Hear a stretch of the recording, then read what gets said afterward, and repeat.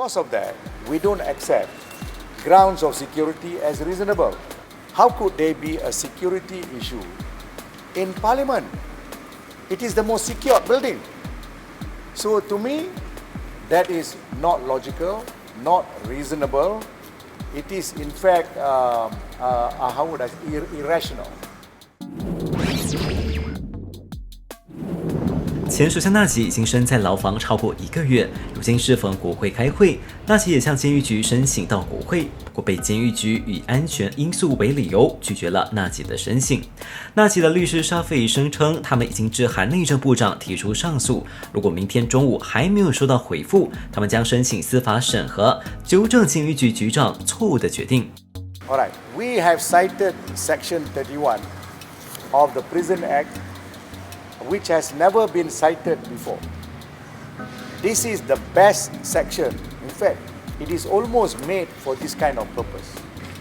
But under Section 31 of the Prison Act, it says this, that the Director General have got powers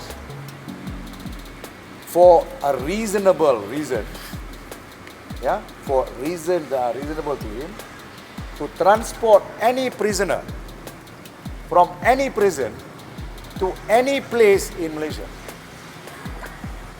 It is his discretion. So, we applied under 31. And we know only 31 gives him that power. So, we told him, under 31, you've got this power. And we told the Minister of Home Affairs also the same thing. But, when he says for reasonable reason, you have to provide a reasonable reason. So, it is because of that, we don't accept grounds of security as reasonable, because you can produce him here, he can go to public toilet escorted by 2 men, he can be in open court in the midst of members of the public, he can be in the hospital where other members of the public are being treated. There is no security issue. How could there be a security issue in Parliament? It is the most secure building. So to me, that is not logical, not reasonable. It is in fact, irrational.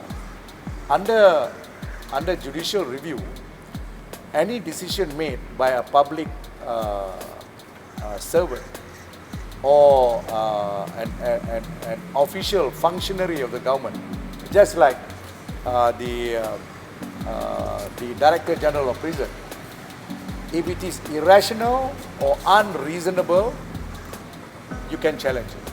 And that's why we are challenging it. This is the first time such a challenge, in fact the President even told me, this is the first time such a challenge has been taken.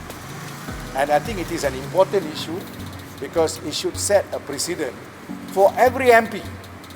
Every MP who gets into trouble, hopefully there's not many, but every MP that gets into trouble, as long as they're still an MP, as long as the decision has not been fully made, whether they're guilty or not, they should be able to perform their function as an MP.